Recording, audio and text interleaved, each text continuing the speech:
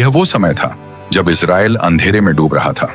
सुलेमान राजा की मौत के बाद परमेश्वर के चुने हुए लोग धीरे धीरे उसे भूलने लगे, क्योंकि उन पर अब राज्य कर रहा था अहाब, इस्राएल का सबसे बुरा राजा। निर्दोष भविष्य वक्ताओं का खून इस पवित्र धरती पर बहाया गया, जिन्हें उसकी क्रूर पत्नी जेजेबेल ने ढूंढ ढूंढ कर मार डाला। इस्राएल ने परमेश्वर का नाम तक भूल दिया था और पत्थर और लकड़ी से बने वेदियों के सामने घुटनों के बल झुकने लगा था। परमेश्वर ने अपने लोगों को अकेला नहीं छोड़ा था। गिलाद की पहाड़ियों के बीच परमेश्वर एक जवाब तैयार कर रहा था।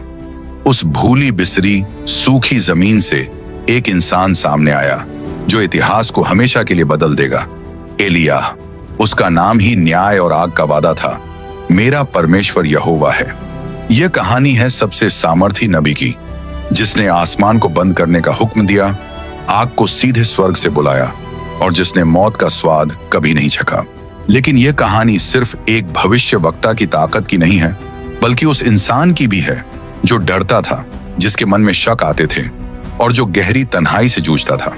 क्योंकि एलियाह भी इंसान था और उसकी सबसे बड़ी लड़ाई राजाओं या सेनाओं से नहीं थी, बल्कि खुद से थी, अपने ही शक से और उस तन्हाई से जिसने उसे अंदर से तोड़ दिया। कई सालों तक एलियाह खामोशी में जीता रहा, सूनी पहाड़ियों के बीच छुपकर। वह न तो योद्धा था और न ही कोई याजक।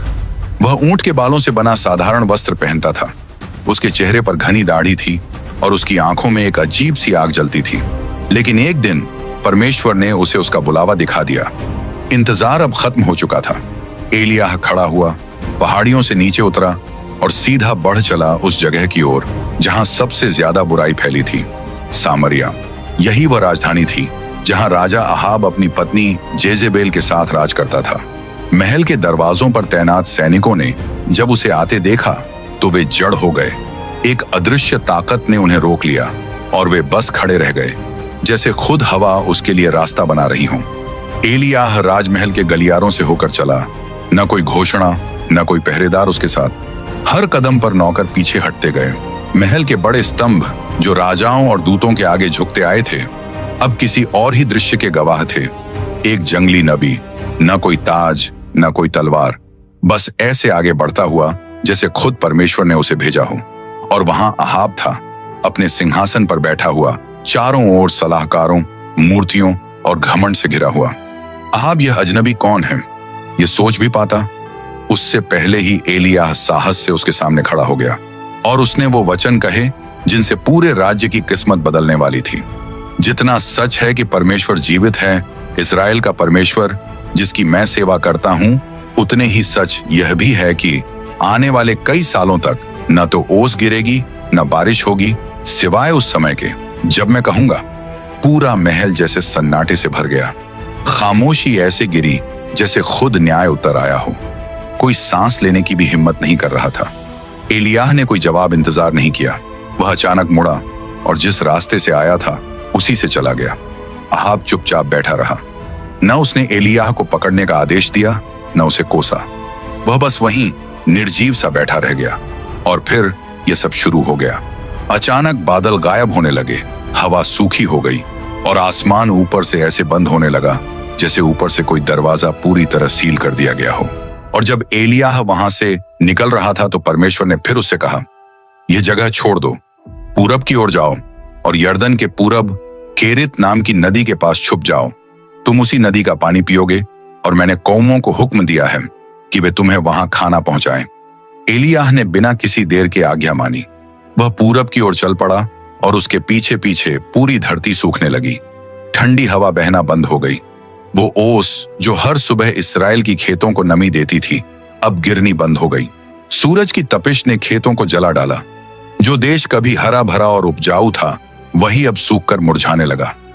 न्याय शुरू हो चुका था। 3 लंबे साल तक धरती पर एक भी बूंद बारिश नहीं गिरी। पर जैसे जैसे राज्य सूखे में डूबा, एलियाह पहाड़ियों और घाटियों को पार करता हुआ चला, जब तक कि उसने उस छुपी हुई जगह को नहीं पा लिया। कैरित की नदी यर्दन के पास सूखी पहाड़ियों के बीच छुपी हुई थी। जमीन पर जैसे कोई पतली सी दरार हो, वैसे ही पानी की एक पतली धारा बहती थी, जो सूखे पत्थरों और धूल भरी झाड़ियों के बीच से निकलती जाती थी। एलियाह इस छुपे हुए छोटे से नखलिस्तान में ठहर गया, गहरे रेगिस्तान के बीच, जहां हर सुबह और हर शाम एक चमत्कार होता था। भोर में जब सूरज पूरब से निकलने लगता, अचानक पंखों की फड़फड़ाहट आकाश की खामोशी को तोड़ देती। काले पंखों वाले कौवे क्षितिज पर दिखाई देते, अपनी चोंच में रोटी और मांस लेकर आते। वे भविष्यवक्ता के पास आकर बैठ जाते, खाना उसके सामने रख देते और फिर उड़ान भरकर आसमान में गायब हो जाते। ये वही पक्षी थे जिन्हें व्यवस्था के अनुसार अपवित्र माना जाता था और जिन्हें लोग नापसंद करते थे, लेकिन इन्हीं को परमेश्वर ने चुना ताकि सुबह और शाम दोनों समय एलियाह को खाना पहुंचा सकें। जब पहाड़ियां सूरज की डूबती रोशनी से सुनहरी हो जाती थीं, गहरी तन्हाई में एलियाह खामोशी से खाना खाता, नदी का पानी पीता और देखता कैसे दिन हफ्तों में बदलते गए और हफ्ते महीनों में, और यह सूखा जैसे कोई खामोश श्राप हो अपना अंधेरा साया पूरे इजराइल पर फैला रहा था। कुएं सूख गए, खेत बंजर हो गए, जानवर थककर टूटी हुई धरती पर गिरने लगे। अपने सिंहासन से अहाब गुस्से और घबराहट में चिल्लाता रहा, उस आदमी को ढूंढने का हुक्म देता रहा जिसे वह अपने हाल का जिम्मेदार मानता था, लेकिन कोई खबर कभी नहीं आई। एलियाह अब भी नदी के पास छुपा रहा। फिर धीरे धीरे उसने देखा कुछ बदलने लगा है। जो पत्थर कभी पानी के नीचे दबे रहते थे, अब सतह पर टापुओं की तरह दिखने लगे। जो धारा कभी ताकत से बहती थी, वही अब बस एक पतली सी धारा बन गई। अब वही सूखा जिसकी भविष्यवाणी एलियाह ने खुद की थी, धीरे धीरे उस तक भी पहुंच गया। एक सुबह जब वह झुककर पानी पीने गया तो वहां पानी नहीं था, बस पत्थरों के बीच थोड़ी सी नमी बची थी। केरित की नदी अब पूरी तरह सूख चुकी थी, लेकिन एलियाह न घबराया न उसने शिकायत की। उसने बस अपने विश्वास को थामे रखा और इंतजार किया, जब तक आखिरकार परमेश्वर की आवाज साफ सुनाई न दी। उठो, सिदोन के सरपत नगर जाओ और वहीं ठहरो। मैंने वहां एक विधवा को आज्ञा दी है कि वह तुम्हारी देखभाल करे। अब प्रभु उसे खतरनाक जगह भेज रहे थे। सरपत नगर, वही जगह जहां जेजेबेल का घर था, वो रानी जिसने कसम खाई थी कि वह परमेश्वर के सारे भविष्यवक्ताओं को मिटा देगी। लेकिन एलियाह ने जरा भी देर नहीं की। वह खड़ा हुआ, अपनी चादर कसकर ओढ़ी और चलना शुरू कर दिया। यह सफर बहुत कठिन था। सूरज की तपिश लगातार फटी हुई जमीन और सूखे पेड़ों पर बरसती रही। सूखे ने किसी को नहीं छोड़ा।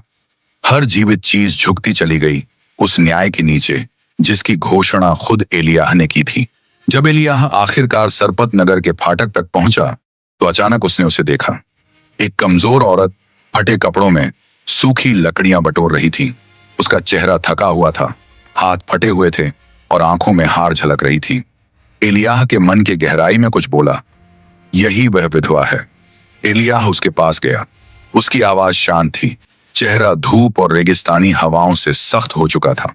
उसने कहा, मुझे एक बर्तन में थोड़ा पानी लाकर दो ताकि मैं पी सकूं। औरत ने, जो अब तक नहीं जानती थी कि वह कौन है, आज्ञा मानते हुए मुड़ गई। लेकिन जैसे ही वह एक कदम और बढ़ाने वाली थी, एलियाह ने फिर कहा, और अपने हाथ में थोड़ा रोटी भी ले आना। तभी वह रुक गई। उसकी आंखें नीचे झुक गईं और कांपती हुई आवाज में उसने कहा, जितना सच है कि आपका परमेश्वर जीवित है, उतना ही सच यह भी है कि मेरे पास रोटी नहीं है। मेरे पास सिर्फ एक मुट्ठी आटा है, एक घड़े में, और थोड़ी सी तेल बची है एक छोटे बर्तन में। मैं यही कुछ सूखी लकड़ियां बटोर रही थी ताकि अपने लिए और अपने बेटे के लिए एक आखिरी खाना बना सकूं। उसके बाद हम मर जाएंगे। और वहां उस खामोश पल में एक और सच्चाई खुल गई जो सूखे से भी गहरी थी। संकट सिर्फ आसमान में नहीं था, वह लोगों के दिलों तक पहुंच गया था और उनसे उनकी उम्मीद छीन चुका था। एलियाह ने नरमी से जवाब दिया, डरो मत, घर जाओ और जैसा तुमने कहा है वैसा करो, लेकिन पहले मेरे लिए एक छोटी सी रोटी बनाकर लाओ। फिर उसके बाद अपने और अपने बेटे के लिए कुछ बना लेना, क्योंकि इस्राएल के परमेश्वर यहोवा कहता है, आटे का घड़ा खाली नहीं होगा और तेल का बर्तन सूखेगा नहीं, जब तक वह दिन ना आ जाए जब परमेश्वर इस धरती पर फिर से बारिश भेजेगा। औरत बस खामोशी से उसे देखती रह गई। उस औरत के सामने अब एक चुनाव था। जो थोड़ा बहुत उसके पास बचा था, उसे कसकर थामे रखे या छोड़कर भरोसा करे। वह इज्जत के साथ मर सकती थी या आज्ञा मानकर देख सकती थी कि आगे क्या होता है। उसने चुना भरोसा करना, न बाल पर, न अपनी जाति के देवताओं पर, यहां तक कि अपने ही मन की बात पर भी नहीं। उसने भरोसा किया एक अजनबी के वचन पर, एक धूल से भरे यात्री पर, जिसकी आंखों में ऐसा बोझ झलक रहा था जैसा कोई इंसान सह ही न पाए। वह घर लौटी, आग जलाई, आटा डाला, तेल मिलाया और रोटी बनाई। और जब वह घड़े के पास लौटी तो आटा अब भी वहीं था और तेल का बर्तन कभी खाली नहीं हुआ। उस दिन तीनों ने खाना खाया, वह औरत, उसका बेटा और एलिया, फिर अगले दिन भी और उसके बाद भी, दिन पर दिन, कई दिनों तक। लेकिन अचानक उस विधवा का बेटा बीमार पड़ गया। शुरुआत में बस थोड़ा बुखार था, फिर उसकी सांसें धीरे धीरे कम होने लगी, यहां तक कि कुछ ही घंटों में उसका सांस लेना पूरी तरह रुक गया। मां घुटनों पर गिर गई, अंदर से पूरी तरह टूट चुकी थी। जिस इंसान ने उसके घर में जीवन लाया था, उसी की मौजूदगी अब मौत ले आई लग रही थी। क्या तुम मुझे मेरे पाप याद दिलाने आए हो? वह रोते हुए चिल्लाई। क्या तुम सिर्फ मेरे बेटे को मारने आए हो? एलियाह ने कोई जवाब नहीं दिया। उसने लड़के को बड़े प्यार से अपनी बाहों में उठाया, उसे ऊपर वाले कमरे में ले गया जहां वह खुद ठहरता था और उसे बिस्तर पर लिटा दिया। फिर उसने आकाश की ओर पुकारा, मेरे प्रभु, मेरे परमेश्वर। एलियाह रोया, क्या तूने इस विधवा पर, जिसने मुझे अपने घर में जगह दी, मुसीबत डाल दी है, उसका बेटा छीनकर? और फिर उसने कुछ ऐसा किया जो किसी नबी ने पहले कभी नहीं किया था। एलियाह लड़के के ऊपर 3 बार झुक गया, जैसे वह अपनी ही जान उसके शरीर में डालना चाहता हो, और उसने बड़ी बेबसी से प्रार्थना की, हे प्रभु, मेरे परमेश्वर, इस बच्चे की जान वापस लौटा दे। एक लंबा सन्नाटा छा गया, भारी, असहनीय। फिर अचानक लड़के का सीना उठने लगा, उसके होंठ खुले और उसकी सांसें फिर से लौट आईं। एलियाह ने जीवित लड़के को उठाया, सीढ़ियों से नीचे ले गया और उसकी मां के सामने खड़ा कर दिया। उसने कहा, देखो, तुम्हारा बेटा जीवित है। और उसी पल उस विधवा ने सिर्फ अपना बेटा ही नहीं पाया, उसने अपना विश्वास भी वापस पा लिया। आंखों से आंसू बहते हुए उसने कहा, अब मुझे सच में पता चल गया है कि तुम परमेश्वर के आदमी हो और तुम्हारे होंठों से निकले प्रभु के वचन सच्चे हैं। एक ऐसी धरती पर जहां पत्थर और आग से बने देवताओं के लिए वेदी जलती थी, अब सच्चे विश्वास की एक छोटी सी लौ जल उठी थी। लेकिन सूखा अब भी खत्म नहीं हुआ था। पूरे 3 साल तक एक बूंद पानी भी नहीं गिरा। परमेश्वर का न्याय इजराइल पर ऐसे फैल गया था जैसे कोई खुला जख्म। पशु गायब हो गए, कुएं सूख गए और फसलें सिर्फ याद बनकर रह गईं। सबसे पहले गरीबों पर भूख का वार पड़ा, लेकिन जल्द ही अमीर लोग भी उस भूख की मार झेलने लगे। फिर भी उस निराशा के बीच भी सबने बाल के आगे सिर नहीं झुकाया। उन कुछ मजबूत लोगों में से एक था ओबद्याह, राजा अहाब का सेवक। उसने राजा की क्रूरता देखी, लेकिन चुपचाप खड़ा नहीं रहा। अहाब जब प्रभु के याजकों और भविष्यद्वक्ताओं का पीछा कर उन्हें मार रहा था, तो ओबद्याह ने कुछ ऐसा किया जिसकी कोई कल्पना भी नहीं कर सकता था। उसने परमेश्वर के 100 भविष्यवक्ताओं को 2 गुफाओं में छिपा दिया, 50 एक तरफ और 50 दूसरी तरफ, और वह उन्हें छुपकर रोटी और पानी पहुंचाता रहा। हर एक दिन वह अपनी जान जोखिम में डालता था, सिर्फ इसलिए कि वह अपने परमेश्वर से प्यार करता था। यहां तक कि उसने इसे अहाब से भी छुपाए रखा और राजा का भरोसा भी बनाए रखा। एक सुबह राजा ने ओबद्याह को हुक्म दिया, धरती में घूमो, घास ढूंढो, कोई सोता, कोई नाला जो अभी तक सूखा ना हो। शायद हम अपने घोड़ों और खच्चरों को बचा सकें, शायद कहीं अब भी कुछ जिंदा हो। ओबद्याह उस उजड़े हुए राज्य में निकल पड़ा, सूखे और बेजान खेतों को पार करता हुआ, और तभी अचानक उसने उसे देखा। धूल भरी सड़क के बीच खड़ा था एलियाह, ऊंचा, अडिग और उसकी आंखों में जलती हुई पुरानी आग। ओबद्याह जमीन पर गिर पड़ा और पुकार उठा, क्या ये आप हैं मेरे स्वामी एलियाह? हाँ, मैं ही हूं, भविष्यद्वक्ता ने जवाब दिया। जाओ, अपने मालिक से कहो, एलियाह यहां है। ओबद्याह धीरे धीरे खड़ा हुआ। डर ने उसकी सांसें छीन ली और उसकी आंखों में गहरी पीड़ा साफ दिख रही थी। मैंने क्या किया है कि आप मेरी जान खतरे में डाल रहे हैं? अगर मैं जाकर अहाब को बता दूं कि आप यहां हैं और फिर परमेश्वर की आत्मा आपको कहीं और ले गई और राजा आपको न पा सका, तो वो मुझे मार डालेगा। फिर ओबद्याह और करीब आया और एलियाह से अपना राज खोलकर कहा, मैंने जवानी से ही परमेश्वर की सच्चाई से सेवा की है। जब ईजेबेल भविष्यद्वक्ताओं को मार रही थी, मैंने 100 भविष्यद्वक्ताओं को 2 गुफाओं में छुपाया, 50 एक में, 50 दूसरी में, और मैंने ही उन्हें रोटी और पानी खिलाया। मैंने अपनी तरफ से सब किया, एलियाह। और अब आप मुझसे ये मांग रहे हैं। लेकिन एलियाह डटा रहा और उसने जवाब दिया, जैसे सेनाओं का परमेश्वर जीवित है, जिसकी मैं सेवा करता हूं, आज मैं अहाब के सामने खड़ा रहूंगा। ओबद्याह समझ गया कि वो ऐसे आदमी के सामने खड़ा है जिसके शब्दों के पीछे खुद आसमान की ताकत खड़ी है, और उसने मान लिया। दिल जोर जोर से धड़कते हुए वो महल लौटा और वो बात कह दी जिसकी किसी को उम्मीद नहीं थी। एलियाह वापस आ गया है, वही नबी जिसने आसमान को बंद कर दिया था, जिसने राजा को उसके अपने सिंहासन पर झुका दिया था, और जो जितनी जल्दी आया था उतनी ही जल्दी गायब भी हो गया था। वो अब लौट आया था। बिना देर किए अहाब अपने रथ पर चढ़ा और तय की हुई जगह की ओर निकल पड़ा। जैसे ही दोनों आदमी आमने सामने आए, सूरज सूखी और बंजर जमीन पर तेजी से चमक रहा था, और चुप्पी तोड़ी खुद अहाब ने तिरस्कार भरे शब्दों के साथ, क्या ये तुम हो इजराइल के मुसीबत लाने वाले? लेकिन एलियाह ने उसकी आंखों में देखा और मजबूती से जवाब दिया, मुसीबत मैं नहीं ला रहा अहाब, बल्कि तुम और तुम्हारे बाप का घर, क्योंकि तुमने प्रभु की आज्ञाएं छोड़ दी और बाल के पीछे चल पड़े। फिर एलियाह ने निडर होकर चुनौती दी, अब सारे इस्राएल को करमेल पर्वत पर बुलाओ, बाल के 450 भविष्यद्वक्ता और अशेरा के 400 भविष्यवक्ता भी ले आओ, जो जेजेबेल की मेज पर खाते हैं। आज हम देखेंगे सच्चा परमेश्वर कौन है। अहाब ने इस चुनौती को मान लिया और मुकाबला शुरू हो गया। खबर तेजी से पूरे इजराइल में फैल गई। राज्य के हर कोने से हजारों लोग करमेल पर्वत की ओर चढ़ने लगे। बुजुर्ग और जवान, याजक और सैनिक, किसान और चरवाहे, कोई भी पीछे नहीं रहना चाहता था। हर कोई देखना चाहता था अब क्या होने वाला है। पर्वत की चोटी पर पहुंचते ही हवा में तनाव महसूस होने लगा। एक तरफ खड़े थे करीब 1000 बाल और अशेरा के भविष्यवक्ता, चमकदार कपड़ों में मूर्तियों के निशानों से सजे हुए, और दूसरी तरफ खड़े थे एलियाह अकेले। उनके कंधों पर एक पुराना चोगा था जो धूप और हवा से घिस चुका था। भविष्यवक्ता ने ऊंची आवाज में पुकारा और दुख भरे शब्दों से लोगों से पूछा, कब तक तुम 2 बातों के बीच डगमगाते रहोगे? अगर प्रभु ही परमेश्वर है तो उसी का पीछा करो, और अगर बाल है तो उसी के पीछे जाओ। भीड़ चुप हो गई, मानो शर्म ने उनकी जुबान बांध दी हो। फिर एलियाह आगे बढ़े और इस मुकाबले के नियम घोषित किए। एलियाह ने कहा, मैं ही प्रभु का अकेला भविष्यवक्ता बचा हूं, लेकिन बाल के 450 भविष्यवक्ता हैं। 2 बैल लाओ।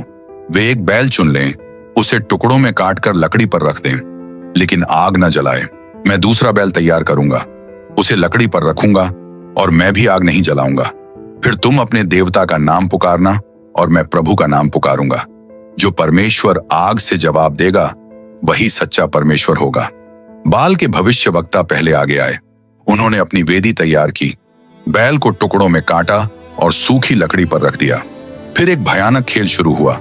सुबह से दोपहर तक 450 भविष्यवक्ता चिल्लाते रहे, कूदते रहे और अपनी वेदी के चारों ओर पागलों की तरह नाचते रहे। वे बाल को पुकारते रहे, पर कोई जवाब नहीं आया। एक भी निशानी नहीं मिली। बाल पूरी तरह चुप रहा। शर्मनाक चुप्पी।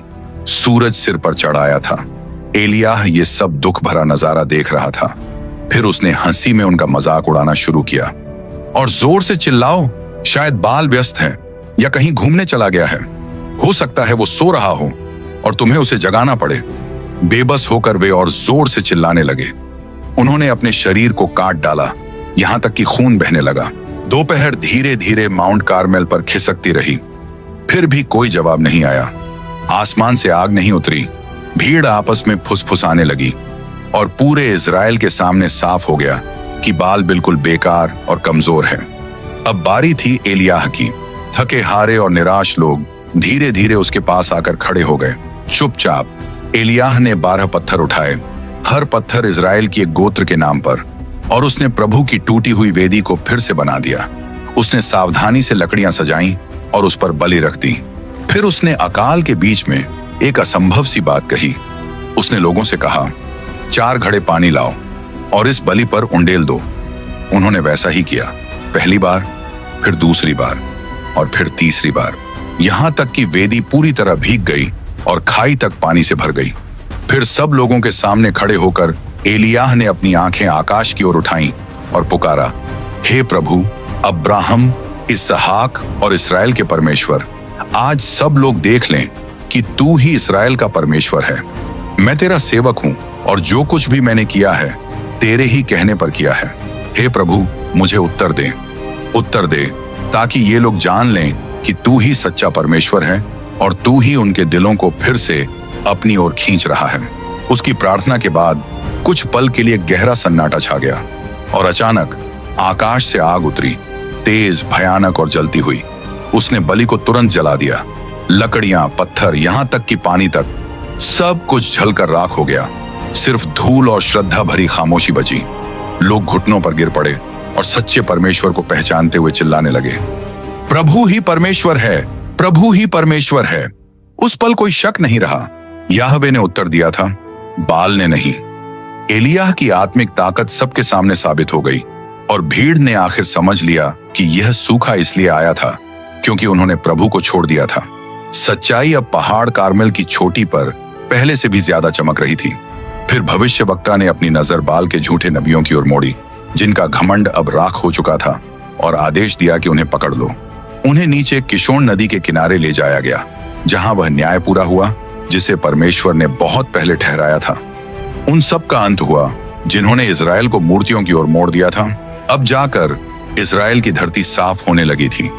लोग इस निर्णायक पल को अपनी आंखों से देख रहे थे और तभी एलियाह ने अपने मन में कुछ महसूस किया, कुछ ऐसा जो 3 साल से उसने नहीं सुना था। दूर से आती बारिश की आहट, एक ऐसी आवाज जिसे अभी कोई और नहीं सुन पा रहा था, लेकिन नबी जानता था बहुत जल्द यह सबके सामने साफ हो जाएगी। नबी ने राजा अहाब से दृढ़ आवाज में कहा, अपना रथ तैयार करो और तुरंत नीचे उतर जाओ, क्योंकि मुझे तूफान की गरजती हुई आवाज सुनाई दे रही है। अहाब ने अपनी नजरें उठाईं। आसमान अब भी उतना ही सूखा और साफ था जैसा 3 साल से बना हुआ था। फिर भी उसने मान लिया, सूखे ने अपना काम पूरा कर दिया था और अब परमेश्वर तैयार था फिर से आसमान खोलने के लिए और अपनी कृपा की बरसात करने के लिए।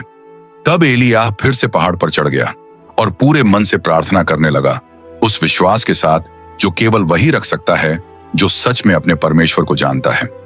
उसके पास उसका सेवक खड़ा था, आदेश का इंतजार करता हुआ। एलियाह ने कहा, ऊपर जाओ और समुद्र की ओर देखो। युवक दौड़कर गया, देखा, फिर लौटा और हाँफते हुए बोला, वहां कुछ भी नहीं है। एलियाह शांत रहा और पूरे विश्वास के साथ कहा, फिर से जाओ और देखो। सेवक दूसरी बार गया पर कुछ भी नहीं दिखा। वह तीसरी बार गया, फिर चौथी बार, 6 बार वह लौटा, हर बार वही खबर लेकर, मालिक, मुझे कुछ भी नहीं दिख रहा। लेकिन एलियाह ने हार मानने से इनकार कर दिया। वह दिल खोलकर प्रार्थना करता रहा क्योंकि उसे पता था परमेश्वर का काम अभी पूरा नहीं हुआ था। 7वीं बार युवक दौड़ता हुआ लौटा। उसकी आंखों में हैरानी थी और वह उत्साह से चिल्लाया, अब मैं समुद्र से उठता हुआ एक छोटा सा बादल देख रहा हूं, हथेली से बड़ा नहीं है। एलियाह के लिए बस इतना ही काफी था। वह तुरंत खड़ा हुआ और जल्दी से आदेश दिया, जाकर अहाब से कहो अपना रथ तैयार करे और तुरंत नीचे उतर जाए, इससे पहले कि बारिश उसे रोक दे। कुछ ही मिनटों में वह छोटा सा बादल बड़ा होने लगा। आसमान तेजी से काला हो गया और दूर क्षितिज से तेज हवा चलने लगी। लोगों ने आश्चर्य से अपनी आंखें ऊपर उठाईं। 3 लंबे सालों के बाद भारी बूंदें सूखी जमीन पर गिरने लगी। कुछ ही पलों में हल्की फुहार एक तेज बारिश में बदल गई, प्यासे धरती को भिगोती हुई, नई धाराएं बनाती हुई, जो सूखी और फटी जमीन से होकर बहने लगी। अहाब तुरंत अपने रथ पर चढ़ा और यिज्रेल की ओर नीचे जाने लगा।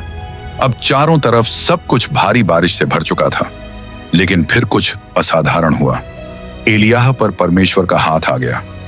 भविष्यवक्ता ने अपना चोगा कमर में कसा और दौड़ने लगा, जैसे कोई साधारण आदमी नहीं बल्कि परमेश्वर की शक्ति से भरा हुआ। राजा की आश्चर्य भरी आंखों के सामने एलियाह घोड़ों से भी तेज दौड़ पड़ा। तूफान के बीच ऐसे भागता हुआ जैसे खुद हवा उसे उठा ले जा रही हो। यह एक अद्भुत दृश्य था जिसने आसमान को बंद किया था अब वही राजा से आगे दौड़ रहा था, साफ दिखाते हुए कि इजराइल पर असली अधिकार किसका है। ना अहाब, ना जेजेबेल, ना बाल, बल्कि यहोवा, जीवित परमेश्वर, जो बारिश और मौसम पर अधिकार रखता है। लेकिन यह बारिश सिर्फ पानी नहीं थी, ये एक गहरी शिक्षा थी।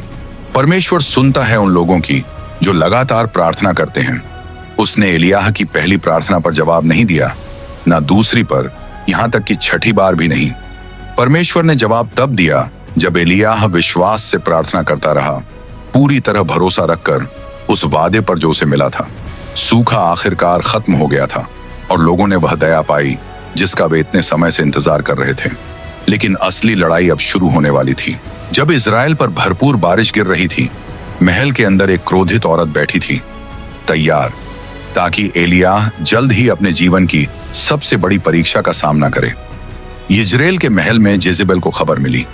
एलियाह ने उसके भविष्यवक्ताओं को नीचा दिखाया था, उसके पुजारियों को नष्ट कर दिया था और अब लोग भी उसके खिलाफ मुड़ने लगे थे। उसका चेहरा गुस्से से मरोड़ गया। उसने भविष्यवक्ता के पास एक दूत भेजा जो सिर्फ चेतावनी नहीं बल्कि मौत का संदेश लेकर आया था। देवता, मुझे सख्त सजा दें अगर कल इसी समय तक मैं तेरे साथ वही ना कर दूं जो तूने उनके साथ किया। जब एलियाह ने यह शब्द सुने तो डर ने उसके दिल को जकड़ लिया, इतना गहरा डर जितना उसने पहले कभी महसूस नहीं किया था। वही भविष्यवक्ता जो कार्मेल पर्वत पर सैकड़ों के सामने खड़ा हुआ था, जिसने स्वर्ग से आग बुला ली थी, अब एक औरत के गुस्से से कांप उठा। बिना सोचे, बिना परमेश्वर से पूछे वह भाग गया। वह दक्षिण की ओर भागता चला गया, पीछे छोड़ते हुए वही लोग जो अभी अभी परमेश्वर की ओर लौटना शुरू ही कर रहे थे। पीछे छोड़ते हुए अपना बुलाया हुआ काम। डर से पूरी तरह अंधा हो चुका, वह खेतों और पहाड़ों से गुजरता रहा, न कहीं रुका, न पीछे मुड़कर देखा, जैसे मौत खुद उसका पीछा कर रही हो। आखिरकार वह जंगल तक पहुंच गया, अकेला और पूरी तरह थका हुआ। वहां एक छोटे झाड़ी जैसे पेड़ की हल्की छांव तले एलियाह जमीन पर गिर पड़ा। आंखों के आंसू अब रोके न रुके और उसने कड़वे दर्द में आकाश की ओर पुकार लगाई, बस हो गया प्रभु, अब मेरी जान ले लो, क्योंकि मैं अपने बाप दादाओं से अच्छा नहीं हूं। ये शब्द उसके मन की गहराई से फूट पड़े। एलियाह, महान भविष्यवक्ता, अब पूरी तरह टूट चुका था। उसकी सारी ताकत, उसका विश्वास, उसका साहस, सब जैसे रेगिस्तान की गर्मी में पिघल गया था। और वहां उस पतली सी छांव तले वह बस यही चाहता था कि हमेशा के लिए अपनी आंखें बंद कर ले। उसे सिर्फ जेजेबेल की धमकी ने नहीं तोड़ा था, बल्कि वह अकेलापन भी जिसे वह अब और सह नहीं पा रहा था। वह भारी बोझ कि वफादार सिर्फ वही अकेला बचा है, और यह गहरा दुख भी कि इतनी मेहनत और संघर्ष के बाद भी कुछ भी बदलता हुआ नजर नहीं आ रहा था। फिर भी वहीं रेगिस्तान की गहराई में, उसके जीवन के सबसे अंधेरे पल में, परमेश्वर ने उसे अकेला नहीं छोड़ा। अचानक एक नरम हाथ ने उसे धीरे से छुआ। एलियाह ने थकी हुई आंखें धीरे धीरे खोली और अपने पास एक दूत को देखा जो कोमल लेकिन दृढ़ आवाज में बोला, उठो और खाओ। एलियाह ने चारों ओर देखा और वहां गर्म अंगारों पर पकी हुई रोटी थी और एक घड़ा ताजे पानी का। उसने खाया और पानी पिया, लेकिन उसके दिल का बोझ अब भी बहुत भारी था। फिर वह नींद में डूब गया, उम्मीद करते हुए कि शायद दर्द से थोड़ी राहत मिल जाए। लेकिन दूत फिर से आया, धैर्य और करुणा के साथ उसे छुआ और शांत लेकिन दृढ़ आवाज में बोला, उठो और खाओ, क्योंकि तुम्हें अभी लंबा सफर तय करना है। ये शब्द एलियाह के थके हुए दिल में गहराई तक उतर गए। वह भविष्यवक्ता जो निराशा में भाग गया था, अब परमेश्वर से और भी नजदीकी और गहरी मुलाकात की ओर बढ़ रहा था। वहां उसी पर्वत पर जहां सदियों पहले परमेश्वर ने मूसा से आमने सामने बात की थी, एलियाह कुछ नया जानने वाला था, क्योंकि एलियाह भी इंसान था, पूरी तरह से गहराई तक इंसान। भले ही परमेश्वर ने उसे अद्भुत कामों के लिए इस्तेमाल किया था, भले ही उसने असंभव चिन्ह और चमत्कार देखे थे, अब वह एक और सच्चाई का सामना कर रहा था। उसकी अपनी कमजोरी, उसकी इंसानियत, लेकिन उसकी इस टूटी हुई हालत के बीच भी परमेश्वर ने उस पर दया दिखाई, क्योंकि परमेश्वर के लोग भी थक जाते हैं, वे भी दुख उठाते हैं, वे भी शक करने लगते हैं। उस झाड़ी जैसे पेड़ के नीचे एलियाह ने समझा कि परमेश्वर सिर्फ मजबूत लोगों को ही इस्तेमाल नहीं करता, बल्कि वह टूटे हुए लोगों को उठाता है, क्योंकि हमारी सबसे गहरी कमजोरी में ही परमेश्वर का सबसे बड़ा काम शुरू होता है। उस भोजन ने एलियाह को ऐसी ताकत दी जिसे वह खुद भी समझ नहीं सका। वह उठा और होरेब की ओर सफर शुरू किया। उस भोजन की शक्ति से वह 40 दिन और 40 रात चला, तेज गर्मी वाले रेगिस्तान को पार करता हुआ आखिरकार होरेब पर्वत तक पहुंचा। वही पर्वत जो परमेश्वर का पर्वत कहलाता है, जहां वह उससे आमने सामने बात करने वाला था। एलियाह होरेब पर्वत पर पहुंचा, वही पवित्र पर्वत जहां सदियों पहले परमेश्वर ने मूसा को कानून की पत्थर की तख्तियां दी थीं। अब थका हुआ और टूटा हुआ एलियाह एक अंधेरी गुफा में चला गया, तेज हवा से बचने के लिए आसरा ढूंढता हुआ। और वहां उस गहरी तन्हाई में परमेश्वर ने सीधे उससे कहा, एलियाह, तुम यहां क्या कर रहे हो? चेहरा अब भी दर्द में छिपा हुआ भविष्यवक्ता ने अपने टूटे हुए दिल से जवाब दिया, मैंने तेरे लिए पूरे मन से जलन दिखाई है प्रभु, पर इस्राएलियों ने तेरे वचन को छोड़ दिया, तेरी वेदियों को गिरा दिया और तेरे भविष्यवक्ताओं को तलवार से मार डाला। अब मैं ही अकेला बचा हूं और अब वे मुझे भी मारना चाहते हैं। एलियाह की आवाज थकी हुई और कमजोर लग रही थी, जैसे कोई आदमी जो बहुत लंबे समय तक अकेले संघर्ष करता रहा हो। परमेश्वर ने बिना डांटे जवाब दिया, बस उसे बुलाया कि बाहर आओ और पर्वत पर खड़े हो जाओ, क्योंकि प्रभु खुद वहां से गुजरने वाले थे। अचानक एक तेज आंधी उठी, इतनी शक्तिशाली कि चट्टानें टूटने लगीं और पूरा पर्वत हिल गया। एलियाह पत्थरों से लिपटकर खड़ा रहा, लेकिन प्रभु उस आंधी में नहीं थे। फिर एक भूकंप आया, जमीन उसके पैरों तले कांपने लगी, लेकिन प्रभु भूकंप में भी नहीं थे। भूकंप के बाद एक आग भड़की जिसने पूरे पर्वत को जलती हुई लपटों से चमका दिया, लेकिन प्रभु आग में भी नहीं थे। और फिर शांति छा गई, पूरा पर्वत गहरी चुप्पी में लिपट गया।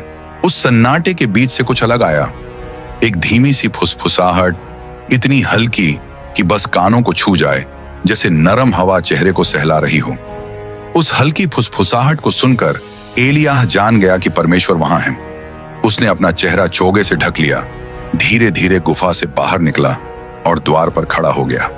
उस नरम फुसफुसाहट में वही शक्तिशाली आवाज थी जिसने सारी सृष्टि बनाई थी, लेकिन अब वही आवाज एक पिता की तरह बोल रही थी जो अपने थके हुए बच्चे को दिलासा देता है।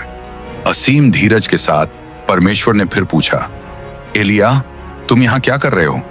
भविष्यवक्ता ने फिर से वही शिकायत दोहराई, लेकिन इस बार उस स्वर्गीय फुसफुसाहट में उसके भीतर कुछ भरने और ठीक होने लगा। परमेश्वर ने न तो उसे डांटा और न ही उसे ठुकराया, बल्कि उसने उसे एक नया काम दिया। उसने साफ और अधिकार से कहा, जिस रास्ते से आए हो उसी रास्ते लौट जाओ।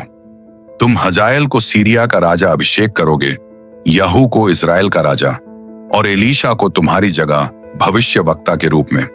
फिर परमेश्वर ने उसे और गहरी बात दिखाई, कुछ ऐसा जो एलियाह ने पहले कभी नहीं जाना था। मैंने इस्राएल में 7,000 लोगों को बचाकर रखा है, 7,000 जिन्होंने न तो बाल के आगे घुटने टेके और न ही उसकी मूर्तियों को चूमा।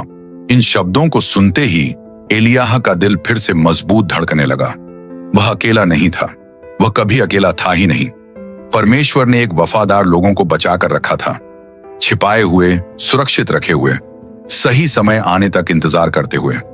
उनकी सेवा, उनका बुलावा व्यर्थ नहीं गया था। एलियाह होरेब पर्वत से नीचे उतरा, एक नए दिल और साफ उद्देश्य के साथ। वह अब वही आदमी नहीं था जिसने झाड़ी जैसे पेड़ के नीचे मौत मांगी थी। अब वह स्थिर कदमों से चल रहा था, यह समझते हुए कि उसकी कहानी अभी खत्म नहीं हुई है और यह भी कि वह इसे अकेले खत्म नहीं करेगा। परमेश्वर ने उसे साफ निर्देश दिए थे, किसका अभिषेक करना है, किसे तैयार करना है। उन नामों में से एक नाम खास मकसद के साथ चमक उठा, एलीशा, शाफात का बेटा। और इस तरह वह उन खेतों में पहुंचा जहां एलीशा अपने हाथों से काम कर रहा था। एलीशा न तो कोई पुजारी था और न ही नबी, वह एक किसान था। वह 12 जोड़ी बैलों से खेत जोत रहा था और 12वें को खुद चला रहा था।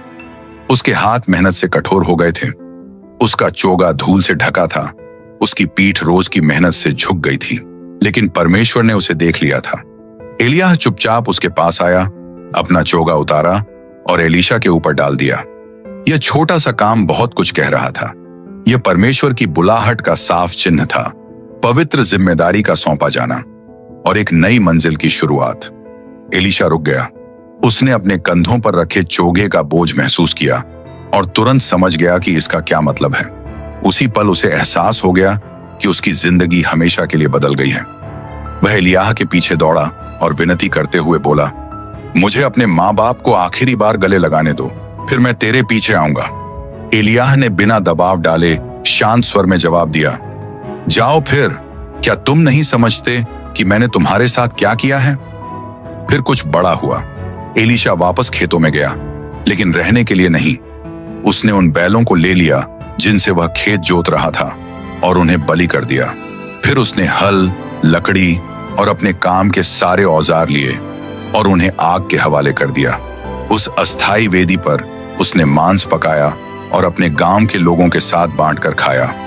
उसने अपना अतीत जला दिया, पीछे लौटने के लिए कुछ नहीं छोड़ा, अपने लिए कोई बहाना नहीं रखा, कोई सुरक्षित रास्ता नहीं छोड़ा। सब कुछ छोड़कर वह एलियाह के पीछे चल पड़ा और उस दिन से एलीशा उसका सेवक बन गया। साल बीत गए, कारमेल पर्वत पर आग गिरने के बाद, और इस्राएल के लोग मानो वह चेतावनी भूल गए। इस्राएल फिर से अपने पुराने कामों में लौट गया और अहाब, हालांकि उसने परमेश्वर की शक्ति अपनी आंखों से देखी थी, फिर भी ऐसे राज्य करता रहा जैसे कुछ भी बदला ही न हो। वह एक कमजोर राजा बना रहा जिसे एक निर्दयी औरत जेजेबेल चला रही थी। समारिया में अहाब के पास सब कुछ था जो किसी राजा के पास हो सकता था, महल, बाग, सोना, नौकर। फिर भी उसके दिल के अंदर वह और ज्यादा चाहता था। उसके महल के पास नाबोत नाम का एक धर्मी आदमी रहता था। उसका दाख की बारी न तो बड़ी थी न ही शाही ठाठ वाली, लेकिन वह उसके बाप दादाओं की निशानी थी। अहाब का दिल उसी दिन से उसे चाहता था जिस दिन उसने उसे देखा। वह नाबोत के पास गया, चेहरे पर नकली मुस्कान लिए और उसे पैसे या उससे भी अच्छी दाख की बारी देने की पेशकश की, लेकिन नाबोत ने सख्ती से मना कर दिया और बोला, यहोवा न करे कि मैं अपने बाप दादाओं की निशानी तुझे दे दूं। अहाब महल लौटा, एक बिगड़े हुए बच्चे की तरह।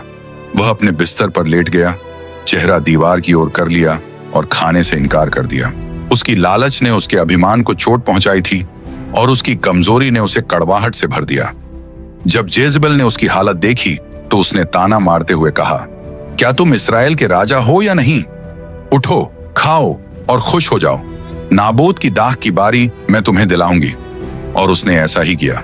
ठंडी निर्दयता के साथ उसने राजा के नाम से खत लिखे, उन्हें उसके शाही मुहर से सील किया, एक उपवास का ऐलान किया और नाबोत को इज्जत की जगह पर बैठाया।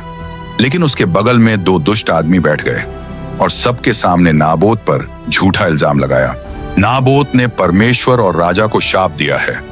बिना किसी सुनवाई या बचाव के नाबोत को नगर से बाहर घसीट लिया गया और पत्थरों से मारकर उसकी जान ले ली गई। उसका अपराध क्या था? बस इतना कि उसने अपनी मिली हुई विरासत के लिए डट कर खड़ा होना चाहा। जब यह खबर जेजेबेल तक पहुंची तो उसने संतोष की मुस्कान दी और अहाब से कहा, उठो और दाख की बारी ले लो, नाबोत अब जीवित नहीं है। अहाब अपनी नई जमीन देखने गया, बिल्कुल एक बिगड़े हुए बच्चे की तरह खुश होकर, सोचते हुए कि उसने जीत हासिल कर ली है। लेकिन जब वह दाख की बारी में घूम रहा था, अचानक एलियाह वहां प्रकट हुआ। उसका चेहरा न्याय की कठोरता से भरा हुआ। राजा उसे देखते ही कांप उठा और बोला, तो तूने मुझे ढूंढ ही लिया, मेरे दुश्मन? एलियाह ने बिना हिचकिचाए जवाब दिया, हाँ, मैंने तुझे ढूंढ लिया है क्योंकि तूने अपने आप को बेच दिया है प्रभु की नजर में बुराई करने के लिए।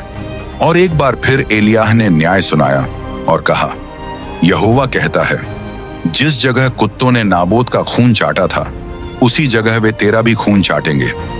मैं तुझ पर विपत्ति लाऊंगा, तेरी संतान को मिटा दूंगा और तेरे परिवार का नाम खत्म कर दूंगा, जैसा मैंने यारोबाम के साथ किया।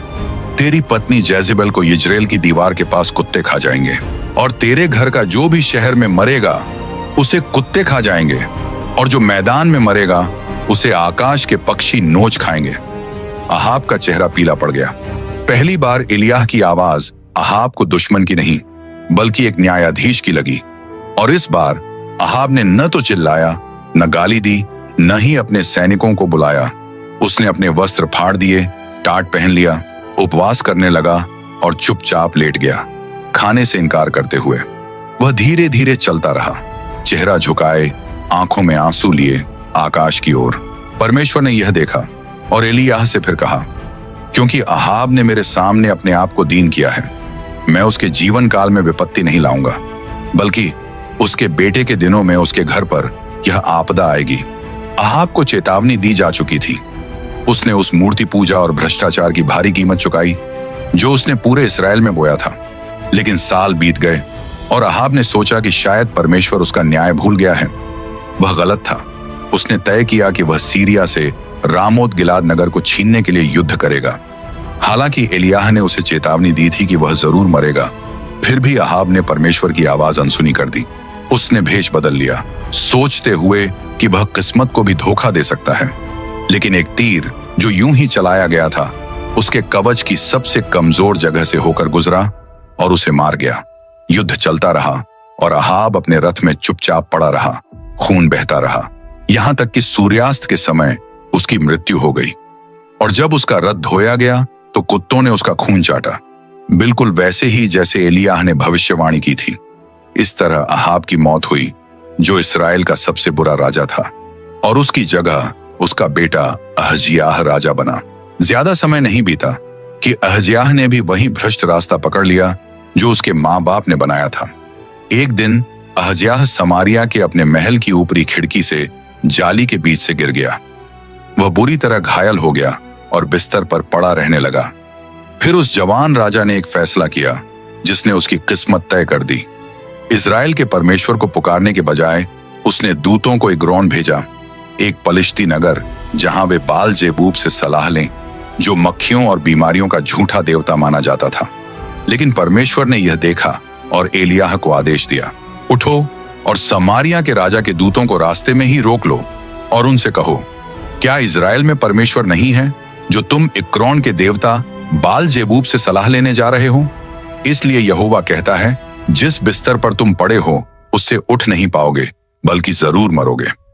एलियाह ने आदेश मान लिया और यह संदेश जल्दी ही महल तक पहुंच गया।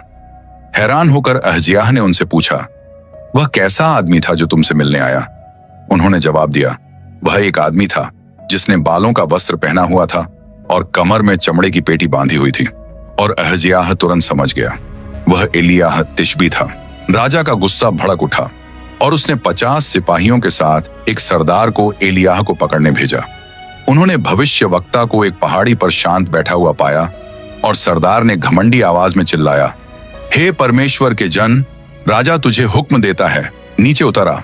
लेकिन एलियाह ने शांत स्वर में उत्तर दिया, अगर मैं सच में परमेश्वर का जन हूं तो आकाश से आग उतरे और तुझे और तेरे 50 सिपाहियों को भस्म कर दे। और वैसा ही हुआ। आकाश फटने जैसी आवाज आई, लपटें गिरीं और सरदार व उसके सिपाही तुरंत भस्म हो गए। उनकी चीखें मिट गईं, बस राख रह गई। अहज्याह ने अपनी जिद और बगावत में अंधा होकर एक और सरदार को 50 सिपाहियों के साथ भेजा। नतीजा वही हुआ, आग, न्याय, मौत। लेकिन तीसरा सरदार अलग था। वह न आदेश लेकर आया न धमकी देकर। वह घुटनों पर गिर पड़ा, अपने हाथ उठाए और विनती करने लगा, हे परमेश्वर के जन, मैं तुझसे विनती करता हूं, कृपया मेरी जान और तेरे इन 50 सेवकों की जान तेरी दृष्टि में कीमती समझी जाए। और इस बार परमेश्वर की आवाज एलियाह से बोली, उसके साथ नीचे जा, मत डर। एलियाह उठा और तीसरे सरदार के साथ महल की ओर चला गया। एलियाह अहज्याह के बिस्तर के पास खड़ा हुआ और वही बात दोहराई जो पहले ही कही जा चुकी थी। यहोवा कहता है, क्योंकि तूने दूतों को एग्रोन के देवता बाल जेबूब से पूछने भेजा, जैसे इजराइल में कोई परमेश्वर ही न हो, इसलिए जिस बिस्तर पर तू लेटा है उससे उठ नहीं पाएगा, तू जरूर मरेगा। और वैसा ही हुआ। अहज्याह मर गया, जैसा यहोवा का वचन उसके नबी के मुंह से निकला था। उसके साथ ही अहाब की वंश की एक और कड़ी परमेश्वर के न्याय के पूरे बोझ तले टूट गई। अहज्याह की मौत ने एक पीढ़ी का अंत कर दिया। उसने अपने सिंहासन पर बैठने के लिए कोई बेटा नहीं छोड़ा और अहाब का घर भीतर से टूटी हुई दीवार की तरह ढहने लगा। फिर भी जब महल की दीवारों के भीतर न्याय हो रहा था, सड़कों पर कुछ पवित्र हलचल उठ रही थी, क्योंकि अब एलियाह खुद तैयार हो रहा था, मृत्यु की ओर नहीं बल्कि अनंतता की ओर जाने के लिए। एलियाह जानता था कि अंत आ गया है। उसकी आत्मा, जो बरसों से परमेश्वर की आवाज सुनने की आदत डाल चुकी थी, पूरी स्पष्टता से यह महसूस कर रही थी। उसका धरती पर समय पूरा हो चुका था, लेकिन उसकी विदाई न तो चुपचाप होने वाली थी और न ही वह इसे अकेले झेलेगा। गिलगाल से एलियाह ने अपना आखिरी सफर शुरू किया। उस सुबह एलियाह जल्दी उठ गया। रेगिस्तान की हवा उस दिन कुछ और ही कोमल लगी और सूरज अभी पूरी तरह निकला भी नहीं था, लेकिन एलियाह पहले ही अपनी यात्रा पर निकल चुका था। उसके साथ चल रहा था एलीशा, उसका चेला, उसका उत्तराधिकारी, वह जवान जिसने सब कुछ छोड़ दिया था सिर्फ उसे पीछा करने के लिए, और उस दिन से कभी एक भी दिन उसके पास से अलग नहीं हुआ। हर जगह रुकते समय एलियाह एलीशा के दिल की परीक्षा ले रहा था। जब वे वादा किए हुए देश के द्वार तक पहुंचे तो एलियाह ने उससे कहा, यहीं ठहर जा एलीशा, क्योंकि यहोवा ने मुझे बेतेल तक भेजा है। लेकिन एलीशा बिना झिझके बोला, जैसा यहोवा जीवित है और जैसा तू खुद जीवित है, मैं तुझे कभी नहीं छोड़ूंगा। और वे दोनों साथ चलते रहे। बेतेल पहुंचने पर नबियों का एक समूह उनसे मिलने बाहर आया।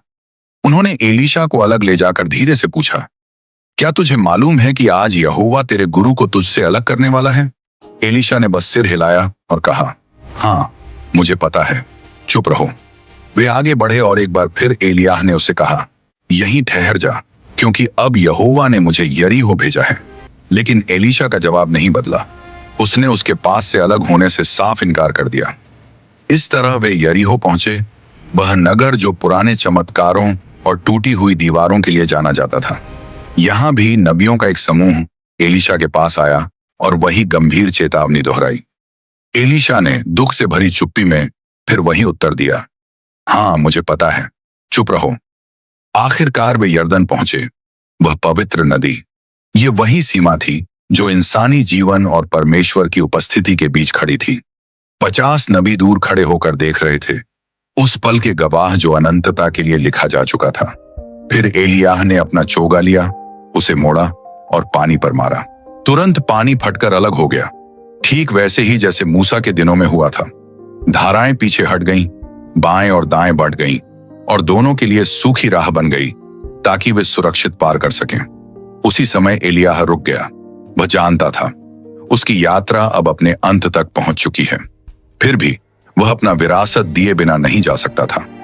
उसने एलीशा की ओर देखा और गंभीरता से कहा, मुझसे कहो, मैं तुम्हारे लिए क्या करूं इससे पहले कि मैं तुमसे अलग किया जाऊं।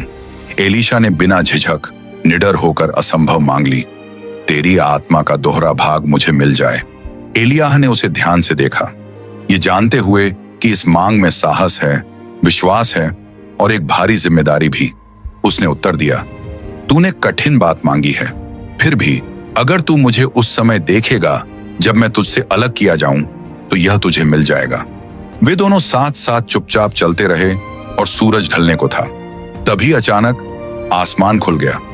ऊपर से अचानक बवंडर उठा, रेत पागलों की तरह घूमने लगी, हवाएं अलौकिक ताकत से गरजने लगी और तभी कुछ अद्भुत दिखाई दिया। आग का रथ जलते हुए घोड़ों से खींचा जा रहा था, जो आसमान से जलती हुई बिजली की तरह उतर रहा था। तेज झोंकों के साथ उस बवंडर ने एलियाह को उठा लिया, आग में लपेटा गया, महिमा में समाया हुआ।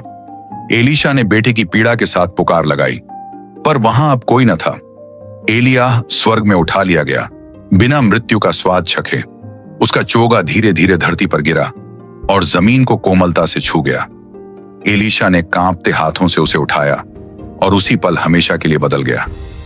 यह एक गवाही थी, एक निशानी थी कि वही आत्मा जिसने कभी आग जैसे नबी को सामर्थ्य दी थी, अब एलीशा पर ठहर गई थी। वह यरदन लौटा, वही नदी जिसे वे दोनों पहले पार कर चुके थे। उसने अपने गुरु का चोगा लेकर पानी पर मारा और पुकारा, अब कहां है एलियाह का परमेश्वर यहोवा? और फिर वही हुआ, यरदन फटकर अलग हो गया। देखते ही नबी झुककर आदर में खड़े हो गए। अब वे एलीशा को केवल सेवक नहीं मानते थे, क्योंकि अब एलियाह की आत्मा उस पर ठहर गई थी। एलियाह स्वर्ग उठा लिया गया था, पर उसकी आग बुझी नहीं थी, वह बस दूसरे हाथों में चली गई थी। उस दिन यरदन के किनारे भविष्यवाणी की विरासत आगे बढ़ी। एलियाह भले ही चला गया था, पर उसका वचन अब भी जीवित था। परमेश्वर ने अहाब के घराने पर न्याय का वादा नहीं भुलाया था, न ही नाबोत के अंगूर के बाग में बहाए गए निर्दोष खून को। और अब एलीशा के दिनों में वह वादा ताकत के साथ उठने वाला था। न्याय पहले ही रास्ते पर था और सही समय आते ही परमेश्वर ने यहू को उठाया, इस्राएल की सेना का एक सेनापति, एक उग्र योद्धा, दृढ़, निश्चयी, निडर। फिर यहोवा ने एलीशा के द्वारा साफ निर्देश दिए। उसने एक जवान भविष्यवक्ता को भेजा जो वहां गया जहां यहू अपनी सेना के साथ ठहरा हुआ था। उस नबी ने तेल लेकर यहू के सिर पर डाला और घोषणा की, याहवे इस्राएल के परमेश्वर का वचन यह है, मैं तुझे अपने लोगों इस्राएल पर राजा ठहराता हूं। तू अहाब के घराने को नाश करेगा, मेरे दासों नबियों का खून और सब निर्दोषों का खून का बदला लेगा। अहाब का पूरा घराना मिट जाएगा, एक भी पुरुष जीवित नहीं बचेगा। जहां तक जेजेबेल की बात है, कुत्ते उसके शरीर को यिज्रेल में खा जाएंगे और उसे दफनाने वाला कोई न होगा। यहू अभी कुछ कह भी ना पाया था कि वह जवान नबी हवा की तरह गायब हो गया, जैसे कोई परछाई अंधेरे में खो जाए। यहू बाहर निकला, उसके सिर से तेल टपक रहा था और उसकी आंखों में आग जल रही थी। उसके साथ ही उसे टकटकी लगाए देख रहे थे। उन्होंने पूछा, उस पागल आदमी ने क्या कहा? क्या संदेश लाया था? शुरू में यहू रुका, लेकिन फिर उनकी आंखों में देखते हुए दृढ़ और साहस से बोला, उसने मुझे इस्राएल पर राजा ठहराया है। यह सुनते ही सब लोग उठ खड़े हुए। हर एक ने अपने कपड़े यहू के पैरों के नीचे बिछा दिए, ये दिखाने के लिए कि वे उसकी अधीनता मानते हैं। उन्होंने तुरहियां फूंकी और ऊंची आवाज में पुकारे, यहू राजा है। उसी पल क्रांति शुरू हो गई। अचानक यहू अपने रथ पर चढ़ा और आंधी की तरह यिज्रेल की ओर दौड़ पड़ा। सबसे पहले वह नाबोत के खेत पर पहुंचा, वही जमीन जिसे जेजेबेल ने छीन लिया था। उस धर्मी मनुष्य की हत्या कर ताकि उसे अपने पति अहाब को दे सके। वहीं पर उसे योराम मिला, अहाब का दूसरा बेटा और अब इस्राएल का राजा, और उसके साथ था अहज्याह, यहूदा का राजा, जो उस समय उससे मिलने आया था। बिना जरा भी देर किए यहू ने अपना धनुष खींचा और सीधा एक तीर योराम के दिल में उतार दिया, कहते हुए, यही नाबोत की जमीन पर याहवे तुझे बदला देता है। राजा का शरीर उसी जगह गिर पड़ा जहां नाबोत की हत्या हुई थी। अहज्याह भागने की कोशिश करता है पर ज्यादा दूर नहीं जा पाता। यहू के सैनिकों ने उसे मार गिराया और वह मगिद्दो में गिर पड़ा। भविष्यवाणी एक एक बात पूरी हो गई, पर न्याय अभी खत्म नहीं हुआ था। एक नाम अब भी बाकी था, जेजेबेल। रानी यिज्रेल के महल में थी और जैसे ही उसने सुना कि यहू आ रहा है तो उसने खुद को तैयार किया। उसने अपनी आंखों में सिंगार किया, बाल सवारे और खिड़की से बाहर झांकते हुए यहू को आते देखा। क्या तू शांति से आया है जिम्री, अपने स्वामी का कातिल? वह महल की खिड़की से चिल्लाई, मजाक उड़ाते हुए। यहू ने ऊपर देखा और नीचे खड़े लोगों से पुकारा, कौन है जो मेरे साथ खड़ा होगा? 2-3 अधिकारी खिड़की पर आ गए। यहू ने उन्हें हुक्म दिया, इसे नीचे गिरा दो, फेंक दो इसे, और उन्होंने उसे खिड़की से धक्का दे दिया। जज़बेल का शरीर ऊपर से गिरा, जमीन पर बुरी तरह टकराया। उसका खून दीवारों पर छिटक गया और घोड़ों ने उसे बेरहमी से रौंद दिया। बाद में यहू ने आदेश दिया कि उसका दफन किया जाए, पर जब लोग उसका शरीर लेने गए तो कुछ भी नहीं मिला, बस उसके पैरों के टुकड़े और हाथों की हथेलियां ही बाकी थीं। कुत्तों ने उसे वैसे ही खा लिया था जैसा एलियाह ने पहले कह दिया था, और इस तरह याहवे का वचन पूरा हुआ। अहाब का पूरा घराना मिटा दिया गया, उसके बेटे, उसके साथी, उसके पुजारी, सब यहू की तलवार से गिर गए, परमेश्वर के न्याय को पूरा करते हुए। लेकिन यहू यहीं नहीं रुका। एक एक कर अहाब की सारी औलाद को मार डाला गया। सब 70 वंशजों के सिर काट दिए गए। फिर नौकर, सलाहकार, झूठे भविष्यद्वक्ता और सामरिया के सिंहासन से जुड़े सब लोग। सिर्फ एक ही अभियान में यहू ने अहाब का पूरा घराना मिटा दिया। परमेश्वर के न्याय का हर एक वचन बिना किसी कमी के पूरा हुआ। भविष्य वक्ताओं का खून आखिरकार बदला गया और एलियाह की विरासत स्वर्ग में उठाए जाने के बाद भी अब भी धरती पर आग की तरह जलती रही, क्योंकि भले ही एलियाह का शरीर अब धरती पर नहीं था, उसकी आत्मा गायब नहीं हुई थी।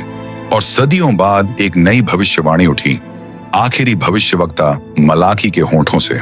देखो, प्रभु का बड़ा और भयानक दिन आने से पहले मैं तुम्हारे पास एलियाह भविष्यवक्ता को भेजूंगा। वह माता पिता के दिल उनके बच्चों की ओर करेगा और बच्चों के दिल उनके माता पिता की ओर। नहीं तो मैं आऊंगा और पूरी भूमि को नाश कर दूंगा।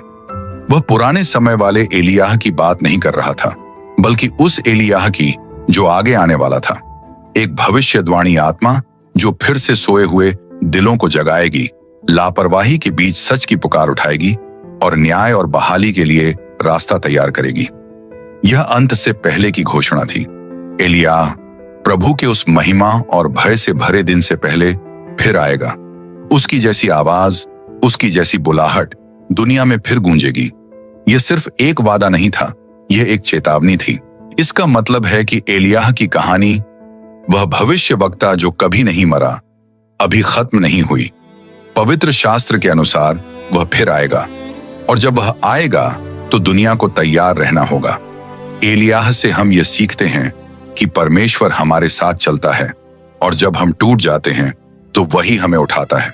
हम सीखते हैं कि सबसे बहादुर भी कभी गिरते हैं, कि सबसे वफादार सेवक भी कभी डर महसूस करते हैं, और यह कि नबी भी अकेलापन, खालीपन और टूटन के करीब पहुंच सकते हैं। और अब यह कहानी सीधे तुम्हें पुकार रही है। हाँ, तुम्हें। शायद तुम भी शक, डर या गहरी थकान के रास्ते से गुजरे हो। क्या कभी तुम्हें लगा है कि यह लड़ाई अब और नहीं लड़ी जा सकती, कि तुम अकेले हो, कि तुम्हारे आसपास की दुनिया ने परमेश्वर को भुला दिया है? शायद तुमने भी एलियाह की तरह झाड़ी के नीचे छिपकर सब छोड़ देने की इच्छा महसूस की हो। ध्यान से सुनो, परमेश्वर ने अभी तुम्हारे साथ अपना काम पूरा नहीं किया है। जब एलियाह थक चुका था और उसमें कोई ताकत नहीं बची थी, तब भी परमेश्वर ने उसे छोड़ा नहीं, और न ही उसने उसे डांटा कि वह गिर गया, बल्कि उसने उसे खाना दिया, उसे छुआ और उसकी ताकत को फिर से बढ़ाया। और उसके बाद परमेश्वर ने उससे दोबारा बात की। शायद तुम भी अभी उसी जगह पर हो, अंदर से घायल और बहुत थके हुए। आज परमेश्वर तुम्हें बुला रहा है, क्योंकि अगर एलियाह की कहानी से एक बात साफ समझ आती है तो वह यह है कि परमेश्वर परफेक्ट लोगों को नहीं चुनता। वह उन्हीं को चुनता है जो तैयार रहते हैं, जो विश्वास में उसकी आवाज सुनते हैं। अगर तुम्हें कोई ऐसा इंसान पता है जो शक से जूझ रहा है या खुद को अकेला महसूस कर रहा है, तो यह वीडियो उसे जरूर भेजो। हो सकता है यही संदेश आज उसकी सबसे बड़ी जरूरत हो। अगर यह वीडियो तुम्हारे दिल को छू गया हो तो इसे लाइक करो और चैनल को सब्सक्राइब करना मत भूलना, ताकि तुम आगे आने वाली और जिंदगी बदल देने वाली बाइबल की कहानियां मिस न करो। परमेश्वर की आशीष तुम्हें और तुम्हारे परिवार को मिले।